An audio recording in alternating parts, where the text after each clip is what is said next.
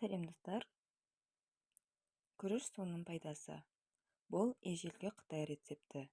Уақытпен тексерілген тән саулығын сақтау мәселесінде басты шара саналатын әдеттегі медициналық әрекеттер пайдасын тигізбеген кезде жасалатын амал деседі.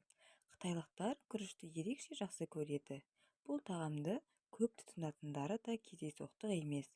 Дұрыс дайындалған күріш өмірді ұзартып, ағзаны қажетті заттектермен қамтамасыз етіп отыратын өте пайдалы тағам. Күріш жеп отырған кезде ағзаңыздағы токсиндер сыртқа шығады. Асқазан мен ішек жұмысын ретке келтіреді. Дегенмен күрішке қарағанда оның суының пайдасы мол.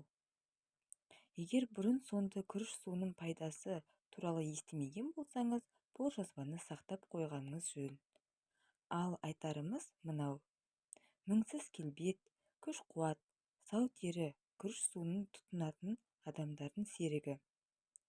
Күріш суы ағзаның көмірсулармен қамтамасыз етіп, асқазан ауруларын емдейді. Артериялық қысымды ретке келтіреді, оба ауруының алдын алады.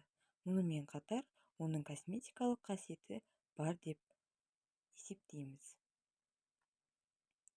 Саңылаулардың ауызын бітеп, тері түсін біркелкі етіп, майлылық деңгейін азайтады.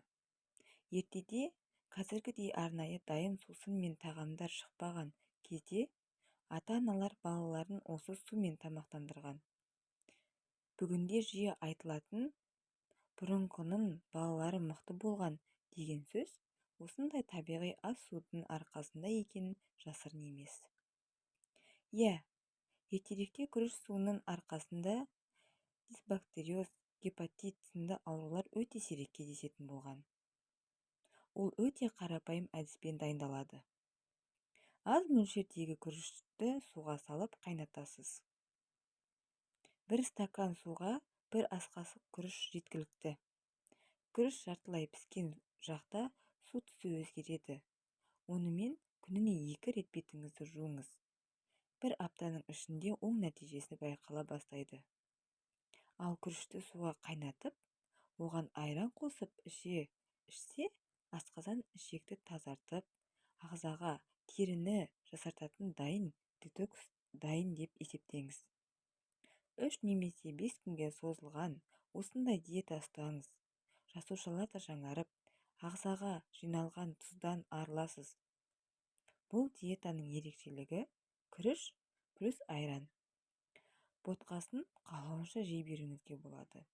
Айтпақшы, күріш қайнатылған суды жиірек ішу керек.